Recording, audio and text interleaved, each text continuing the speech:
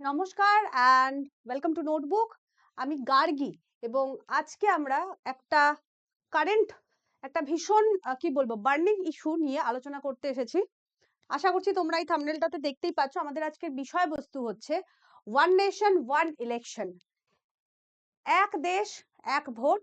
In depth analysis করব আমরা।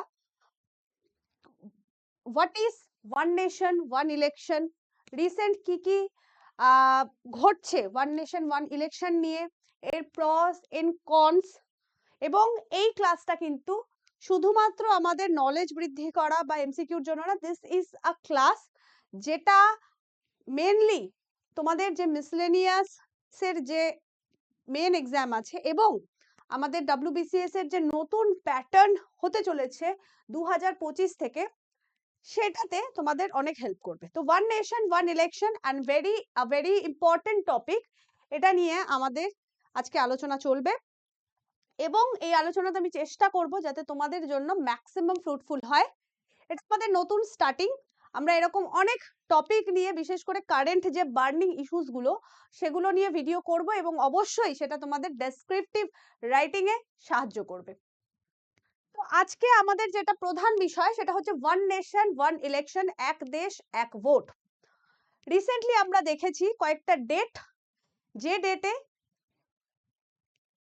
মানে কি বলবো, একদিন ক্যাবিনেটের তরফ থেকে অ্যাপ্রুভাল পেল পার্লামেন্টের ডিসকাশনের জন্য, একদিন এটা পার্লামেন্টে প্রস্তাবিত হলো এবং একদিন এটা পার্লামেন্টে জয়েন্ট যে পার্লামেন্টারি কমিটি সেখানে পাঠানো হলো।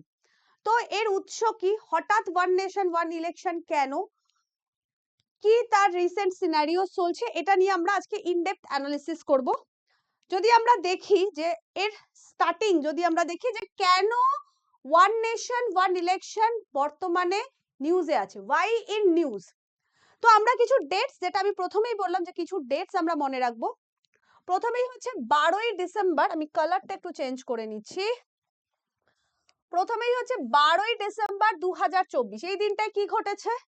এখানে আমরা দেখলাম যে 12ই ডিসেম্বর 2024-এ ইউনিয়ন ক্যাবিনেটের তরফ থেকে একটা বিলকে ক্লিয়ারেন্স দেওয়া হলো এবং বলা হলো যে এবার এই বিলটা, বর্তমানে যে উইন্টার সেশন চলছিল, যেটা 20শে ডিসেম্বর আমাদের ভারতবর্ষে পার্লামেন্টের যে শীতকালীন অধিবেশন বা উইন্টার সেশন, সেটা অলরেডি 20 ডিসেম্বর শেষ হয়ে গেছে, কিন্তু 12ই ডিসেম্বর ক্যাবিনেটের ক্লিয়ারেন্সের পরে বলা হলো যে এটা তৎচলতি যে উইন্টার সেশন তখন যেটা চলছিল পার্লামেন্টে, সেইখানে ইন্ট্রোডিউস করা যেতে পারে একটি বিল। কি বিল? এই কথার উপর ভিত্তি করে আরেকটি ডেট আমরা মনে রাখবো, সেটা হচ্ছে ডিসেম্বর 17, 2024। এই ডেটে ফাইনালি লোকসভাতে ইন্ট্রোডিউস করা হলো সেই বিল। কিসের জন্য? ডিসকাশনের জন্য। কোন বিল?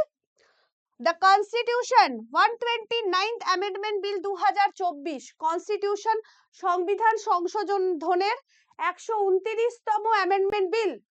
এবং এই বিলটি অবশ্যই, যখন বিলটি যিনি প্রস্তাবিত করলেন, ইন্ট্রোডিউস করলেন পার্লামেন্টে, তিনি হচ্ছেন ভারতের আইন মন্ত্রী, union law minister Arjun Ram Meghwal. ইনি এই 129তম অ্যামেন্ডমেন্ট বিল সংবিধানের 2024 এটিকে ইন্ট্রোডিউস করলো ভারতের লোকসভাতে। এবং তারপরে আমরা দেখলাম যে বর্তমানে যদি দেখি যে what is the current scenario, বর্তমানে এই বিলটাকে জয়েন্ট পার্লামেন্টারি কমিটিতে পাঠানো হয়েছে ডিসকাশনের জন্য। এটা দুটো ডেট আমরা মনে রাখলাম। একটা দিন, একটা ডেটে ইউনিয়ন ক্যাবিনেট একটা বিলকে ক্লিয়ার করলো এবং তারপরে একটা ডেট ডিসেম্বর 17-তে এই বিলটাকে পার্লামেন্টে ইন্ট্রোডিউস করা হলো এবং সেই দিনই অন 17th of December এটাকে জয়েন্ট পার্লামেন্টারি কমিটিতে পাঠানো হলো। এবার এই বিলটার এই যে 12ই ডিসেম্বর ইউনিয়ন ক্যাবিনেট যে বিলটাকে ক্লিয়ার করলো, সেই বিলটা কিসের ভিত্তিতে এলো? সেই বিলটা বেসিক্যালি একটি হাই লেভেল কমিটি, যে কমিটিটি লেড বা নেতৃত্ব দিচ্ছিলেন আমাদের ভারতের প্রাক্তন প্রেসিডেন্ট শ্রী রামনাথ কোবিন্দ, সেই হাই লেভেল কমিটির ডিসকাশন এবং রেকমেন্ডেশনের ফলে এই বিলটা ইউনিয়ন ক্যাবিনেটে, প্রধানমন্ত্রী আমাদের যে ইউনিয়ন ক্যাবিনেট, সেই ইউনিয়ন ক্যাবিনেটে সেই বিলটাকে ক্লিয়ারেন্স দেওয়া হয়েছিল। তো এই হাই লেভেল কমিটি এই হাই লেভেল কমিটি কি সাজেস্ট করেছিল, কোন কি জন্য এই হাই লেভেল কমিটিটি তৈরি হয়েছিল? সেটা হয়েছিল, এই হাই লেভেল কমিটিটি সাজেস্ট করেছিল যে ইলেকশনকে যদি এক সময় বা সাইমালটেনিয়াস যদি ইলেকশন হয় তাহলে সেটা গভর্নেন্সকে এনহ্যান্স করবে, করতে পারে, করবে না করতে পারে, ইকোনমিক স্টেবিলিটি আনতে পারে, এবং যদিও এক্ষেত্রে কিছু কনস্টিটিউশনাল চ্যালেঞ্জেস আছে, লজিস্টিক কিছু ইস্যু আছে, পলিটিক্যাল অপোজিশনের কিছু অপোজিশন যারা আছে পলিটিক্যাল তাদের কিছু কনসার্ন আছে, এইগুলো বেসিক্যালি হাই লেভেল কমিটি প্রস্তাবিত করেছিল এবং সেই প্রস্তাবনার উপর ভিত্তি করে একটি বিলকে ইউনিয়ন ক্যাবিনেটের কাছে 12ই ডিসেম্বর ক্লিয়ারেন্স পায়, যেটা 17ই ডিসেম্বর পার্লামেন্টে লোকসভাতে ইন্ট্রোডিউস করেন আইনমন্ত্রী অর্জুন রাম মেঘওয়াল, এবং তারপর সেটা জয়েন্ট পার্লামেন্টারি কমিটিতে ডিসকাশনের জন্য বর্তমানে পাঠানো হয়েছে। এবার আমরা এই ডিটেলসে এই যে হাই লেভেল কমিটি, এই কমিটিতে কারা ছিলেন, এই কমিটির বেসিক্যালি কি কি রেকমেন্ডেশন ছিল, সবকিছু আমরা আলোচনা করব। সেই আলোচনার জন্য এই প্লেজটায় আমরা কিছু জিনিস সেটা আমরা আলোচনা করব, ঠিক আছে? সেই জিনিসগুলো কি কি? এই যে হাই লেভেল কমিটি, যেটা আমি তোমাদের বললাম যে একটি high level committee,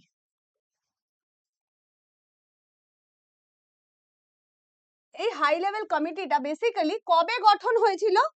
on one nation one election, one nation one election, বা যেটাকে আমরা বলি সাইমালটেনিয়াস ইলেকশন।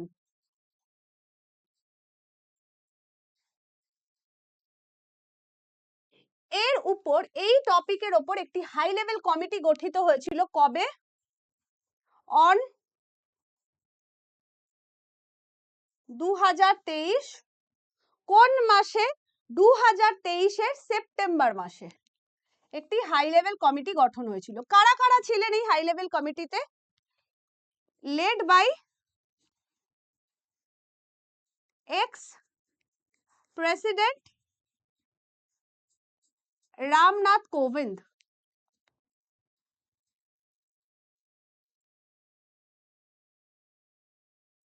লিডার ছিলেন এই কমিটিটির এক্স প্রেসিডেন্ট রামনাথ কোবিন্দ। এছাড়াও আরো কারা কারা ছিলেন? আমাদের ভারতবর্ষের স্বরাষ্ট্রমন্ত্রী শ্রী অমিত শাহ এই কমিটির মেম্বার ছিলেন। X opposition leader of Rajya Sabha কংগ্রেসের গুলাম নবী আজাদ এই কমিটির মেম্বার ছিলেন। সিনিয়র অ্যাডভোকেট হরিশ সালভে এই কমিটির মেম্বার ছিলেন। এছাড়া এক্স আমাদের প্রাক্তন chief vigilance commissioner Shri Sanjay Kothari এই কমিটির মেম্বার ছিলেন। এছাড়া আমাদের লোকসভার যে পুরনো সেক্রেটারি জেনারেল উনিও এই কমিটির মেম্বার ছিলেন। এছাড়া 15তম ফিনান্স কমিশন, সেন্ট্রাল ফিনান্স কমিশনের যিনি চেয়ারম্যান ছিলেন এনকে মাথুর, তিনিও এই কমিটির মেম্বার ছিলেন। তাহলে আমরা বুঝতে পারছি যে এই কমিটিটা কত বিজ্ঞ বা অভিজ্ঞ লোকদের নিয়ে তৈরি হয়েছিল। তো এই যে কমিটিটি, এই কমিটিটি বেসিক্যালি যে বিষয় আলোচনা করেছিল সেটা হচ্ছে এই যে সাইমালটেনিয়াস ইলেকশন, এই সাইমালটেনিয়াস ইলেকশনের ফিজিবিলিটি কতটা সাইমালটেনিয়াস ইলেকশনটি বর্তমানে ভারতের যা পরিস্থিতি সেই পরিস্থিতির সাথে মিল রেখে কতটা ফিজিবল, এবং এই সাইমালটেনিয়াস ইলেকশন করার জন্য কি কি ব্যবস্থা গ্রহণ করতে হবে আমাদের ভারতের বিভিন্ন মেশিনারিকে, এই বিষয়টার উপর মেইনলি। তাহলে এক তো হচ্ছে ফিজিবিলিটি, আর যদি এটা ফিজিবল হয় তাহলে সেই ফিজিবিলিটির জন্য কি কি চেঞ্জেস সিস্টেমে আনতে হবে, সেটা কনস্টিটিউশনে কি কি চেঞ্জেস আনতে হবে, বা ইলেকশন কমিশনকে আরো কি কি ক্ষেত্রে আরো বেশি তৎপর হতে হবে, সমস্ত জিনিস নিয়ে আলোচনা করার জন্য এই হাই লেভেল কমিটিটি গঠিত হয়েছিল সেপ্টেম্বর 2023-এ। এরপরে আরেকটি ডেট মনে রাখবো, মার্চ 2024, মার্চ 2024-এ গিয়ে এই কমিটিটি টোটাল 18,624 পেজের, 18,626 পেজের রিপোর্ট জমা দেয়। কার কাছে? আমাদের ভারতবর্ষের প্রেসিডেন্ট শ্রীমতী দ্রৌপদী মুর্মুর কাছে 18,626 পেজের একটি রিপোর্ট জমা দেয় এই বিষয়ের উপর। এই রিপোর্টের ভিত্তিতে কিন্তু আবারও ডিসকাশন চলে এবং সেই ডিসকাশনের উপর একটি বিল রেডি করা হয়, যে বিলটিকে ফাইনালি 12ই ডিসেম্বর আমার ক্যাবিনেটের তরফ থেকে গ্রিন সিগন্যাল দেওয়া হয় যে না, এবার বিলটা ঠিক আছে, তোমরা এটাকে পার্লামেন্টে পেশ করতে পারো ডিসকাশনের জন্য, এবং তারপরে এটা 17ই ডিসেম্বর পার্লামেন্টে পেশ করা হয়। তো this is the whole history of this high level committee. এবার আমরা এই হাই লেভেল কমিটির কি কি রেকমেন্ডেশন আছে সমস্ত কিছু অবশ্যই আলোচনা করব।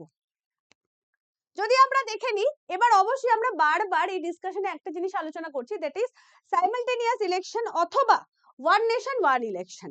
এর মানে কি? সাইমালটেনিয়াস ইলেকশন বলতে আমরা কি বুঝি? তার মানে কি একদিনে যত ইলেকশন হয় সব হয়ে যাবে? আমরা যদি দেখি তাহলে 2023-এ গত বছর আমরা পঞ্চায়েত ভোট হয়েছে, এখানে 2024-এ লোকসভা ভোট হলো, 25-এ কোনো ভোট নেই, 26-এ গিয়ে আবার আমাদের পশ্চিমবঙ্গে বিধানসভা ভোট আছে। তো বেসিক্যালি আমরা দেখতে পাই যে 5 বছর অন্তর অন্তর যে ইলেকশন হয়, কিন্তু এই 5 বছরের টেনিওরে প্রত্যেক বছরই কোনো না কোনো ইলেকশন থাকে।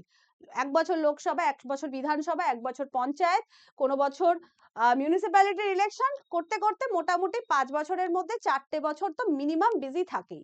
তো সেই হিসাবে দেখতে গেলে আগামী বছরটা মানে 2025টায় কিন্তু আপাতত কোনো ইলেকশন নেই।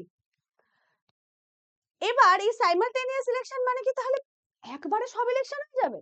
এটা বুঝি একদিনে হয়ে যাবে সব ইলেকশন? না, কিছুটাই কথাটা সত্য, কিছুটা না। এই সাইমালটেনিয়াস ইলেকশন বলতে আমরা বেসিক্যালি কি বুঝি? সাইমালটেনিয়াস ইলেকশন বা যেটা popularly known as one nation one election, তার মানে হচ্ছে holding election to the house of people, মানে লোকসভাতে election, all state legislative assembly, সমস্ত রাজ্যের বিধানসভাতে, এবং লোকাল যে বডিগুলো আছে, যেমন সেটা মিউনিসিপ্যালিটি হতে পারে আরবান ক্ষেত্রে, আর পঞ্চায়েত হচ্ছে রুরাল ক্ষেত্রে, এই সমস্ত ক্ষেত্রে একসাথে ইলেকশন হওয়া বা একই সময় ইলেকশন হওয়া, একসাথে বলার থেকে প্রায় একই সময় ইলেকশন হওয়াটা মোর অ্যাপ্রোপ্রিয়েট সেন্টেন্স। সাইমালটেনিয়াস ইলেকশন মানে কিন্তু কখনোই বোঝায় না যে voting across the country for all election needs to happen on a single day.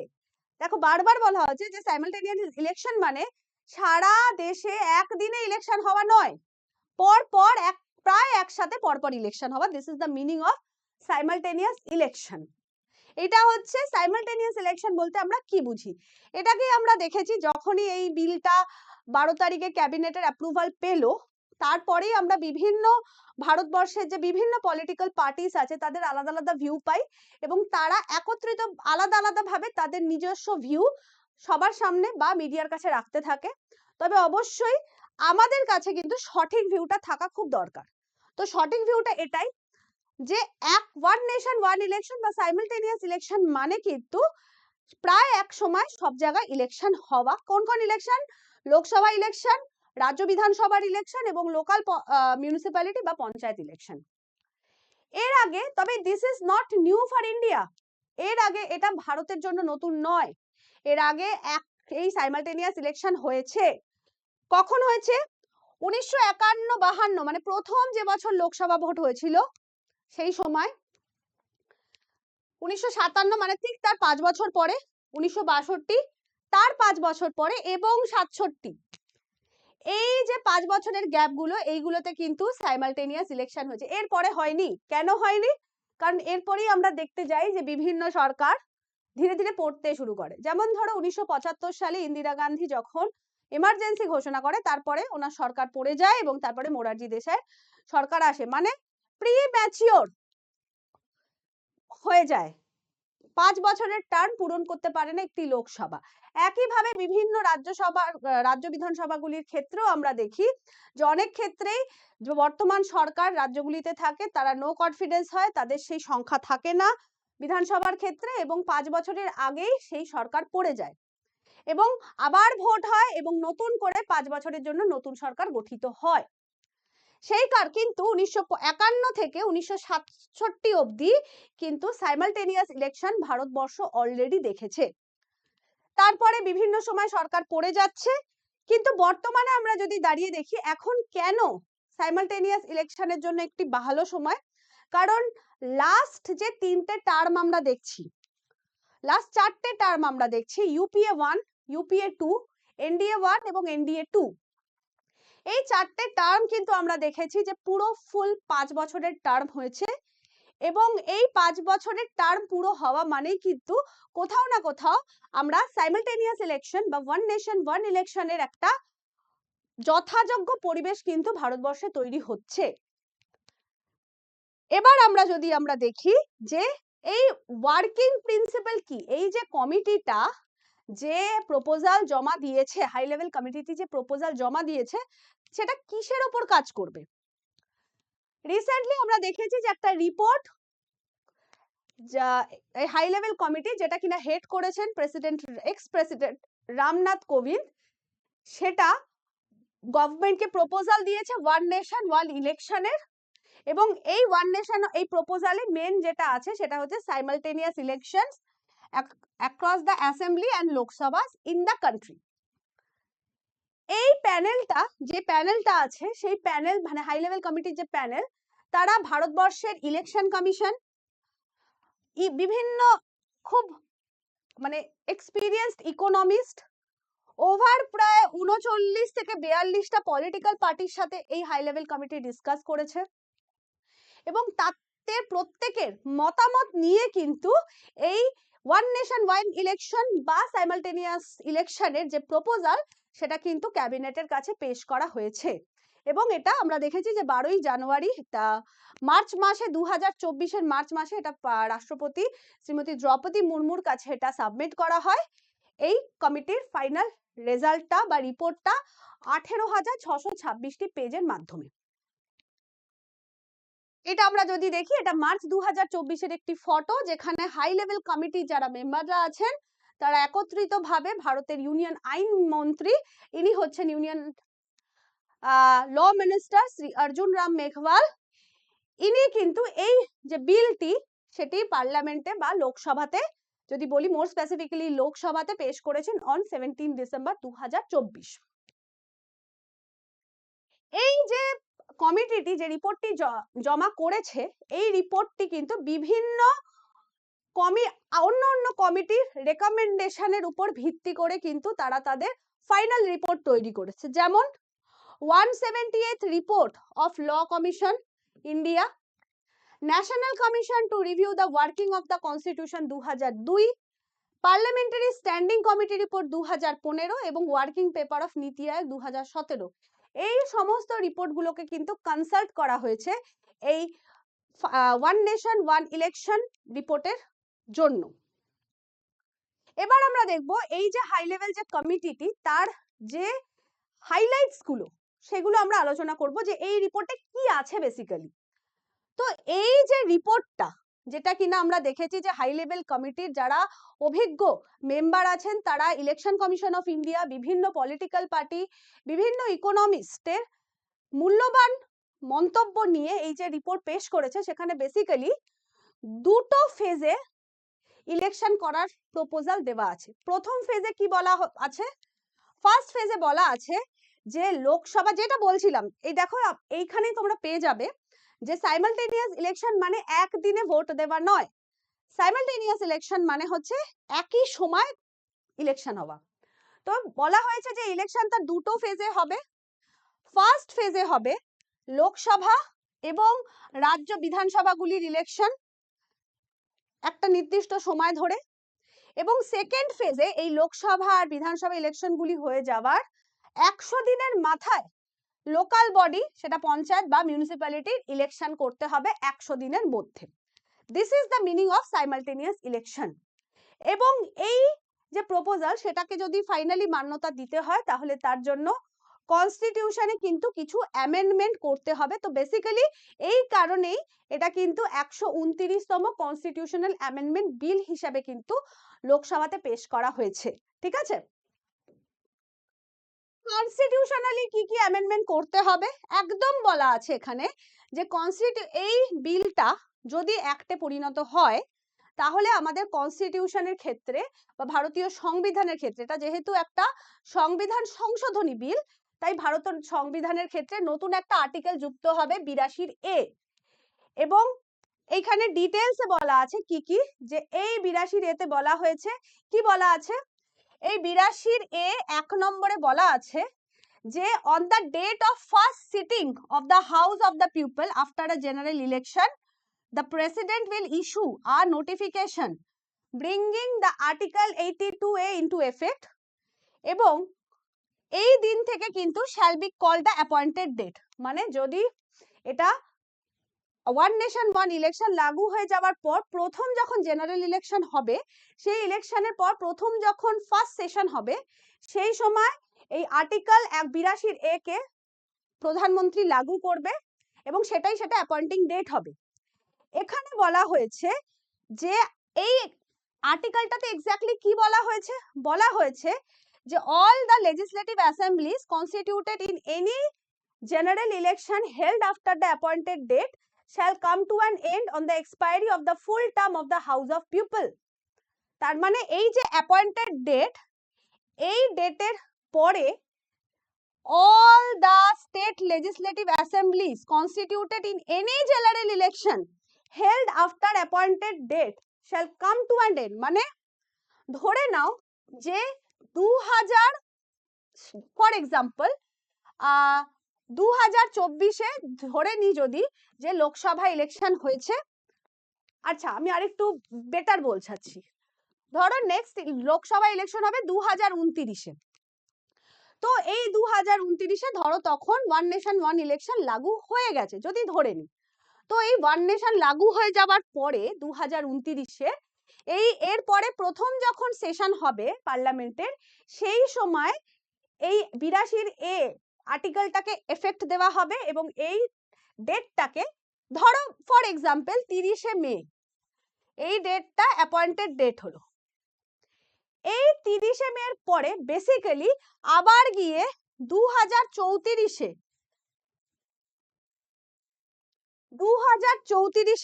29 May for example, আমি পুরোটাই কিন্তু এক্সাম্পল দিচ্ছি, 2034-এর বেসিক্যালি 29 মের মধ্যে নতুন সরকার গঠিত হতে হয় ফর এক্সাম্পল, এটা একটু ভুল হতে পারে, একটু দেখে নাও।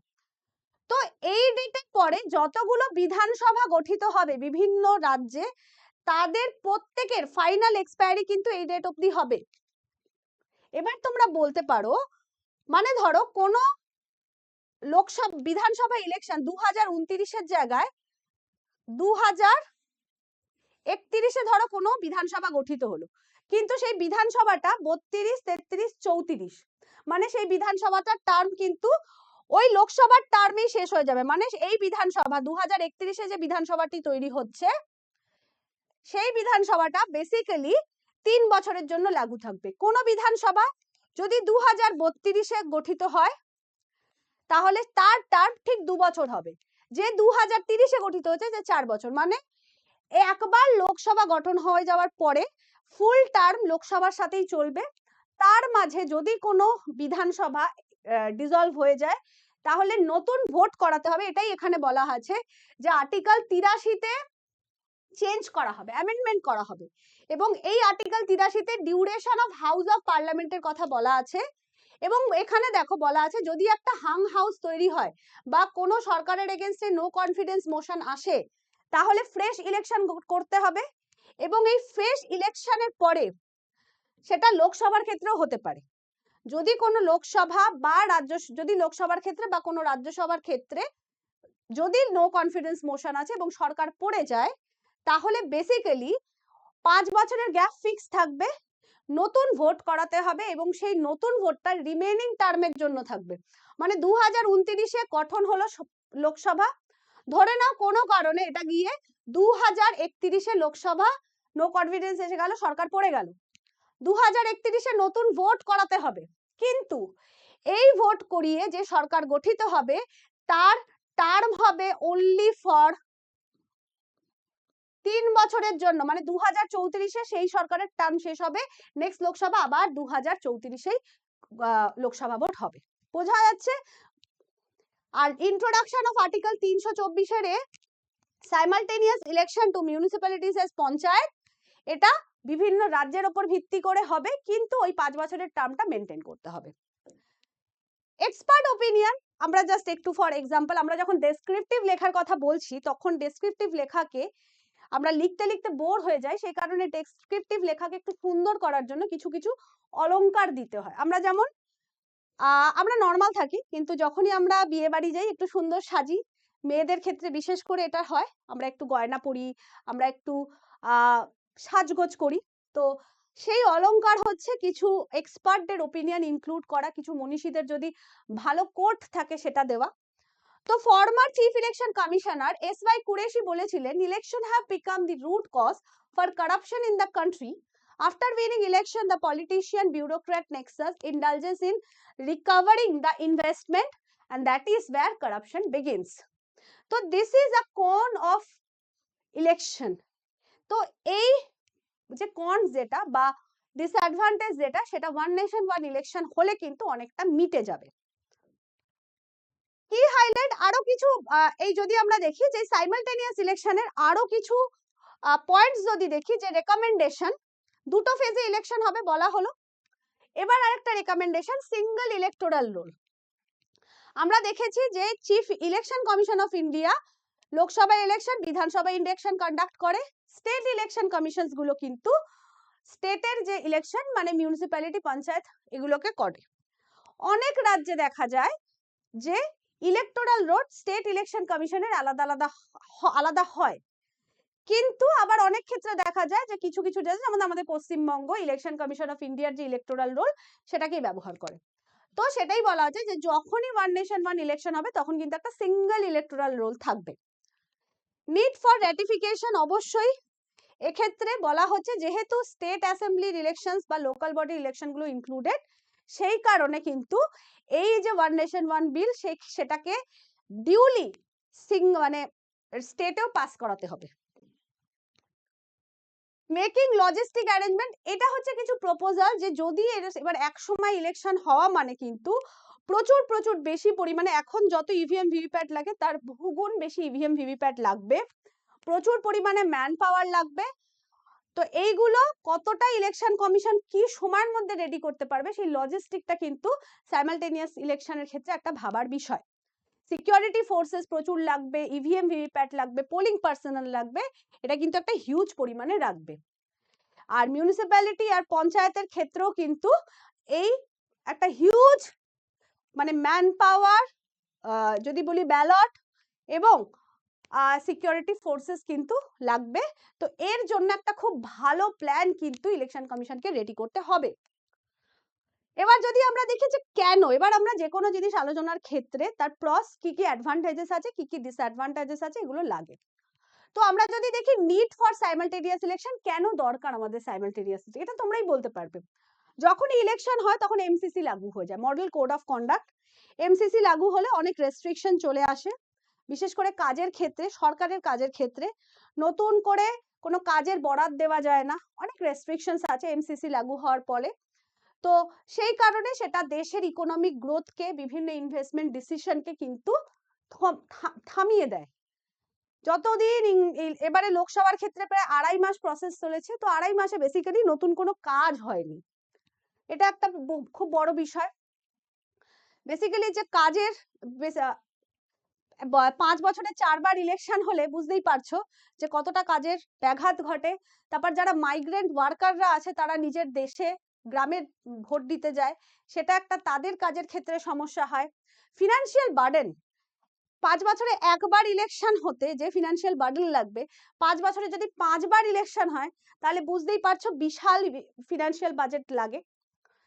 একটা এসিতে মানে একটা অ্যাসেম্বলি কনস্টিটুয়েন্সিতে অন অ্যান অ্যাভারেজ 2 থেকে 2.5 কোটি টাকা খরচা হয় একটা বিধানসভা ভোটের জন্য, মানে মিনিমাম বলছি। এবার তুমি ভেবে নাও যে কিরকম হয় একটা মানে একটা ইলেকশনের জন্য, সেটা বিধানসভা হোক বা যে কোনো ইলেকশন হোক। ডাইভারশন অফ হিউম্যান রিসোর্স বললাম যে প্রচুর পরিমাণে সিকিউরিটি ফোর্সেস লাগে, ইলেকটোরাল অফিসার্স লাগে, প্রাইমারি যারা বেসিক্যালি প্রাইমারি ডিউটি নিজেদের করতে পারে না সেই সময়টা তারা ইলেকশনের কাজে ব্যস্ত থাকে। ইলেকশন যে যে জায়গাগুলো হয় সেটা ডিসিআরসি বলো, মানে ডিস্ট্রিবিউশন ডিসপার্সাল সেন্টার, আর রিসিভিং সেন্টার মানে যেখান থেকে ভোটের জিনিসপত্র দেওয়া হয় এবং ভোটের পরে সেগুলোকে ফেরত নেওয়া হয়। এছাড়া যে যে পোলিং বুথগুলো সেগুলো আমরা অনেক ক্ষেত্রে দেখেছি স্কুলে অবস্থিত, তো সেই স্কুলগুলো বন্ধ থাকে ওই ইলেকশনের সময়, বা যেখানে ডিসিআরসি হয় সেটাও অনেক সময় স্কুল হয়, স্কুল বন্ধ থাকে। তো এই যে এবার 5 বছরে যদি 4 বছর ইলেকশন হয়, তো প্রচুর পরিমাণে প্রাইমারি ডিউটি মানে স্কুলে বাচ্চাদের পড়াশোনা হ্যাম্পার হয়। টিচাররা বা অন্যান্য অফিসাররা তারা পোলিং পার্টি হিসেবে ডিউটি করতে যায়, তো তাদের যে নর্মাল কাজ সেটা ব্যাহত হচ্ছে। Reducing the burden on courts, অনেক ক্ষেত্রে আমরা দেখেছি কোর্ট কেসেস থাকে, ইলেকশন পিটিশন প্রচুর পড়ে, ফলে কোর্টের যে নর্মাল কাজ তার বাইরে ইলেকশনের ওয়ার্কলোড চলে আসে। Reducing identity politics, caste class এইগুলোর উপর বেস করে যেহেতু অনেক ক্ষেত্রে ইলেকশন হয়, তো এই পলিটিক্সটাকে কমানো যাবে। ভোটার পার্টিসিপেশন, বারবার ভোট দিতে দিতে মানুষ বোর হয়ে যায় বেসিক্যালি, ওই জন্য আমরা দেখেছি বিশেষ করে শহরাঞ্চলে আমরা দেখেছি 55% 60% ভোটার টার্ন আউট। তো যদি 5 বছরে একবার ভোট হয় তাহলে তারা ভোট দিতে যাবে। আর খুব বিশেষ করে যে প্রচুর মানুষ হয়তো কাজের সূত্রে বাইরে থাকে, যদি প্রত্যেক বছর ধরো যে বিদেশে থাকে, মানে কাজের সূত্রে বিদেশে থাকে, তাকে যদি এখানে এসে ভোট দিতে হয়, বা ধরো যে ব্যাঙ্গালোরে থাকে, বিদেশ তো ছেড়েই দাও অনেক খরচার বিষয়, সে যদি বারবার ভোট দিতে আসে তার থেকে 5 বছরে একবার এলো তার পক্ষে সুবিধা হয়ে যায়।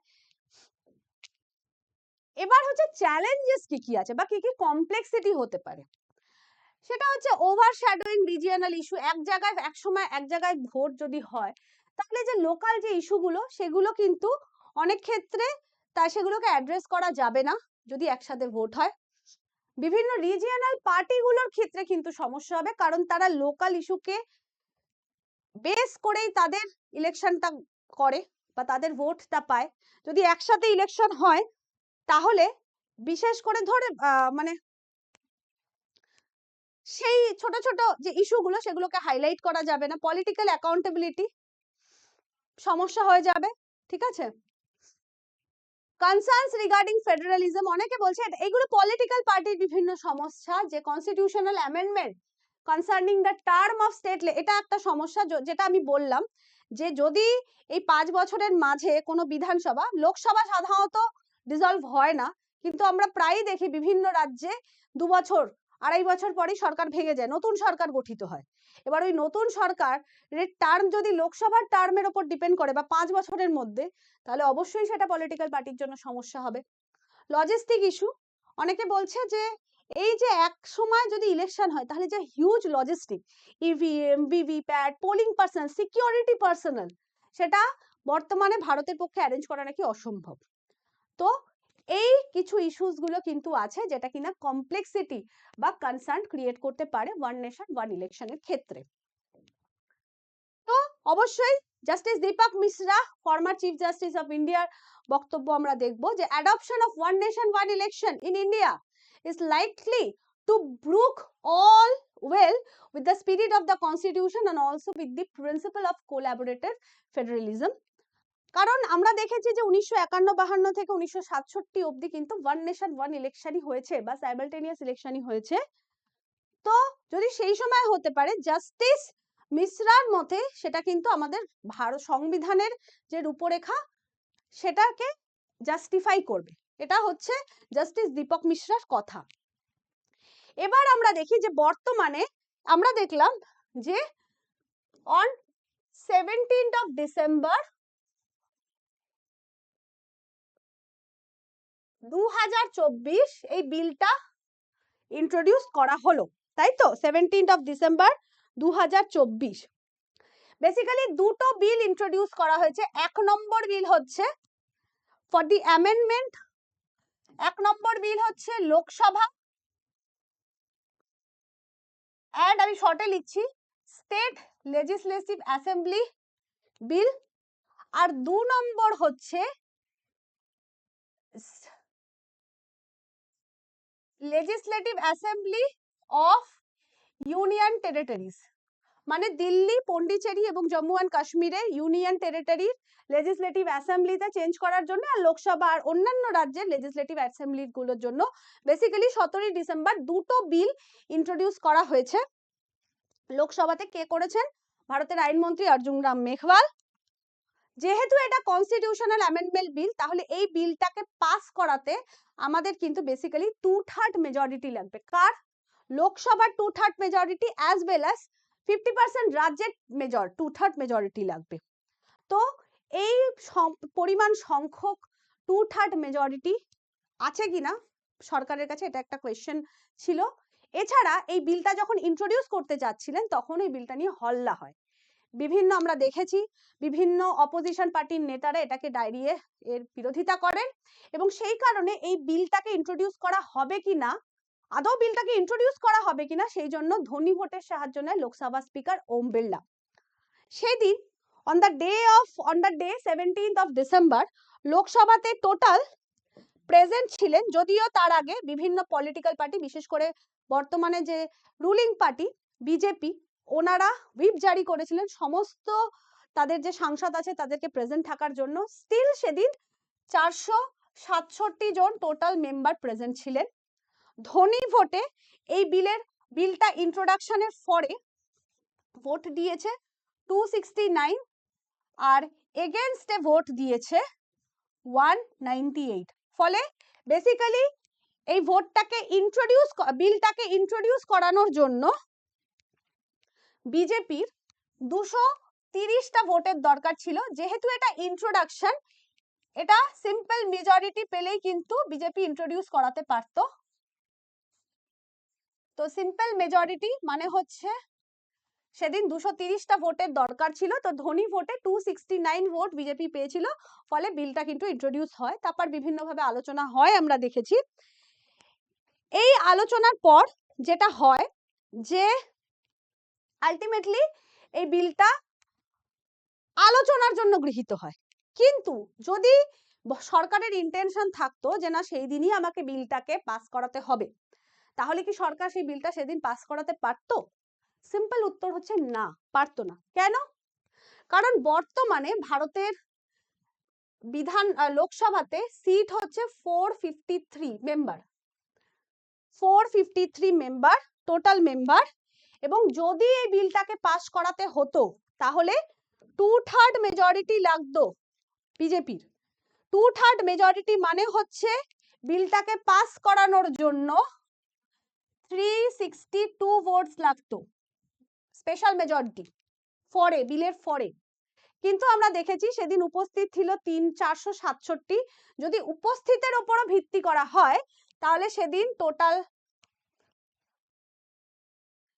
307টা ভোট লাগতো, 307 ভোট লাগতো এই বিলটার ফরে। কিন্তু অ্যাকচুয়ালি ধ্বনি ভোটে আমরা দেখেছি 269 ভোট পেয়েছে। তাই বিলটা ইন্ট্রোডিউস তো করা গেছে, কিন্তু যদি বিলটাকে পাস করাতে হতো তাহলে কিন্তু 307 ভোট লাগতো, যেই সংখ্যাটা কিন্তু বেসিক্যালি বিজেপির কাছে সেই দিন ছিল না। এই কারণে কিন্তু অর্জুন রাম মেঘওয়াল সেদিন বা আমাদের ভারতের স্বরাষ্ট্রমন্ত্রী, ওনারা কিন্তু সেদিন বিলটাকে পাস করানোর প্রস্তাব দেয়নি। সিম্পলি আমাদের ভারতবর্ষে যিনি আইনমন্ত্রী অর্জুন রাম মেঘওয়াল বলেছেন যে যেহেতু ওনারা ধ্বনি ভোটে সাপোর্ট পেয়ে বিলটাকে ইন্ট্রোডিউস করিয়েছে, ওনাদের রেকমেন্ডেশনে বিলটাকে পাঠানো হলো কোথায়? জেপিসি তে। What is জেপিসি? Joint parliamentary committee. কি করবে জয়েন্ট পার্লামেন্টারি কমিটি? এই বিলটা আমরা জানি 17ই ডিসেম্বর পেশ করা হয়েছিল। লোকসভা উইন্টার সেশন শেষ হচ্ছে 28 ডিসেম্বর। তাহলে 17 তারিখ, 18, 19, 20 3 দিন ছিল লোকসভা স্পিকার ওম বিড়লার হাতে জেপিসি ফর্ম করার। কারণ সেদিন আইনমন্ত্রী রেকমেন্ডেশন ছিল যে বিলটিকে জেপিসি তে পাঠানো, ওখানে ডিসকাশন হবে, ডিসকাশনের ফলে যা রেকমেন্ডেশন আসবে সেটা নিয়ে পরবর্তী সেশনে আলোচনা করা হবে। তো বিলটাকে জেপিসি তে পাঠিয়ে দেওয়া হয়। জেপিসি কি, যেটা নিয়ে বলছিলাম, জেপিসি হচ্ছে joint parliamentary committee. Total member 31 members, সেটাকে 21 প্লাস 10 করো। কেন? 21 জন মেম্বার লোকসভার, 10 জন মেম্বার রাজ্যসভার, এবং এটার এই 21 জন মেম্বার লোকসভা হচ্ছে মেজর পার্টি যারা, যাদের বেশি সংখ্যক সাংসদ তাদের বেশি মেম্বার থাকবে এর মধ্যে, এটা হচ্ছে সিম্পল ব্যাপার। তো ওম বিড়লার কাছে একটা কনসার্ন ছিল বা চ্যালেঞ্জ ছিল যে 3 দিনের মধ্যে জয়েন্ট পার্লামেন্টারি কমিটি গঠন করতে হবে এবং সেই পার্লামেন্টে কমিটিতে কারা কারা থাকবে তাদের নিয়ে জয়েন্ট পার্লামেন্টারি কমিটি গঠন করতে হবে। কেন 3 দিনের মধ্যে? কারণ জয়েন্ট পার্লামেন্টারি কমিটির একটা নিয়ম আছে যে যে সেশনে ওই বিলটিকে জেপিসিতে পাঠানো হচ্ছে সেই সেশনেই জয়েন্ট পার্লামেন্টারি কমিটি গঠন করতে হয়। তার মানে বেসিক্যালি হাতে ছিল 3 দিন জেপিসি গঠন করার জন্য। যদি কোনোভাবে জেপিসি ওই সেশনে গঠিত না হতে পারে তাহলে আবারও পরবর্তী সেশনে বিলটাকে ইন্ট্রোডিউস করতে হবে, আবার পরবর্তী সেশনে জেপিসি ফর্ম করতে হবে, তাহলে মানে বেসিক্যালি আবার সামার সেশনে করতে হতো। তো যেহেতু জেপিসি গঠন হয়ে গেছে, জেপিসির কাছে বর্তমানে আছে 90 ডেজ, সাধারণত 90 ডেজের মধ্যে জয়েন্ট পার্লামেন্টারি কমিটিকে তাদের রিপোর্ট দিতে হয় পার্লামেন্টের কাছে। যদি 90 দিনের মধ্যে না হয় তাহলে আরো রেকমেন্ডেশন মানে চেয়ে নিতে পারে তারা বেশি, কিন্তু নর্মালি 90 দিনের মধ্যে রেকমেন্ডেশন দিয়ে পরবর্তী সামার সেশনে বিলটাকে উইথ রেকমেন্ডেশন অফ জেপিসি থেকে পার্লামেন্টে ওটাকে আবার আলোচনা করা হবে। এই 90 দিনের মধ্যে জেপিসিতে যারা থাকবেন তারা বিভিন্ন আরো ইনস্টিটিউশন, যেটা ইলেকশন কমিশন অফ ইন্ডিয়া হতে পারে বা আরো অন্যান্য ভালো ইকোনমিস্ট হতে পারে, আইনজ্ঞ হতে পারে, তাদের বেসিক্যালি সাজেশন নিয়ে, বিরোধী দলের নেতারা থাকবেন তাদের সাজেশন নিয়ে কিছু অ্যামেন্ডমেন্ট করে বিলটাকে ফাইনালি কিন্তু ডিসকাশন হবে ভারতবর্ষে পরবর্তী সেশন সামার সেশনে। ঠিক আছে, তো this is all about this bill. আশা করছি আমি তোমাদেরকে বোঝাতে পেরেছি। কোনো রকম কোনো কনফিউশন হলে অবশ্যই আমাকে জানাবে। এবার কনক্লুশনে চলে আসলাম। A delicate balance between the efficiency gains of simultaneous election and the foundational principles of federalism, democratic integrity and political plurality needs to be ensured through detailed legislative deliberation. এবার আমরা যদি চলে আসি, be the change that you wish to see in the world. তুমি পৃথিবীতে যে চেঞ্জটা করতে চাও, আমরা সবসময় এক্সপেক্ট করি অমুক আসবে চেঞ্জটা করবে, কেন তুমি নিজে দায়িত্ব নিচ্ছ না সেই চেঞ্জটা করার? So be the change that you wish to see in the world. নিজেই তুমি যে চেঞ্জটা চাইছো সেই চেঞ্জটা নিজেই করো। এবং অবশ্যই যেহেতু এটা ডেসক্রিপটিভ ছিল, এর ক্লাসটার মেইন উদ্দেশ্য ছিল ডেসক্রিপটিভ রাইটিং, সেটা মিসলেনিয়াস হোক ডব্লিউবিসিএস হোক, তাই তোমাদের আজকে আমি হোমওয়ার্ক দিচ্ছি। সেটা হচ্ছে এই প্রশ্নটার উপর 250 ওয়ার্ডের মধ্যে তোমাকে লিখতে হবে। The idea of one nation, one election has been recently debated in India. Discuss your views about the potential advantages and disadvantages of implementing such a system. This is your homework. 250 ওয়ার্ডের মধ্যে এই প্রশ্নের উত্তর তোমরা লিখবে। যদি তোমরা মনে করো, যদি মানে এর মধ্যে কোনো নেই, তাহলে অবশ্যই 7003859744 এই নাম্বারে নিজের লেখা পাঠাতে পারো। আমি অবশ্যই এটা দিস ইজ মাই নাম্বার, ঠিক আছে? তো এই নাম্বারে আমাকে পাঠাতে পারো, আমি অবশ্যই চেক করে দেওয়ার চেষ্টা করব। ঠিক আছে, চেক করে দেবো নটে, তবে হ্যাঁ মানে ডোন্ট টেক ইট মানে এমনি এমনি নিও না। মানে যদি সিরিয়াস থাকে, if you are serious about your exam, তুমি যদি মনে করো যে না তোমাকে ঠিক আছে তুমি একদম চেঞ্জ হচ্ছে তো হচ্ছে pattern, but you have to মানে তোমাকে যে নতুন ডেসক্রিপটিভ প্যাটার্ন হচ্ছে সেখানে তোমাকে আসতেই হবে, রপ্ত করতে হবে, তাহলে ধীরে ধীরে ধীরে ধীরে আমাদের কিন্তু লেখা স্টার্ট করতে হবে। Okay, so thank you to everyone. আজকে আমাদের ক্লাসটা আমি এখানেই শেষ করছি। আশা রাখছি যে তোমাদের ক্লাসটা ভালো লাগলো। যদি ভালো লাগে প্লিজ লাইক করে দিও, আর নিজের বন্ধুদের মধ্যে একটু প্লিজ প্লিজ প্লিজ শেয়ার করে দিও। এবং হোমওয়ার্ক তোমাদের থেকে এক্সপেক্ট করছি যে কিছু জনের থেকে পাবো, এবং আমি যতটা সম্ভব ডিসকাশন করেছি, এই ডিসকাশনের উপর বেস করেই তোমরা আনসার লিখতে পারো। ঠিক আছে, তো এরকম যে বার্নিং যে ইস্যুস গুলো আছে, যেটা ইম্পর্টেন্ট ন্যাশনাল ইন্টারন্যাশনাল ইস্যুতে, সেগুলো আমরা এরকম ছোট ছোট ক্লাসের মাধ্যমে আলোচনা করব। হোমওয়ার্ক দেবো, তোমাদের হোমওয়ার্ক আমি চেক করার চেষ্টা করব। ঠিক আছে, আমি জানি না সবারটা করতে পারবো কিনা, but I will try my best. ঠিক আছে, ধন্যবাদ। দেখা হচ্ছে পরবর্তী এরকম একটা ইন্টারেস্টিং ক্লাস নিয়ে। বাই।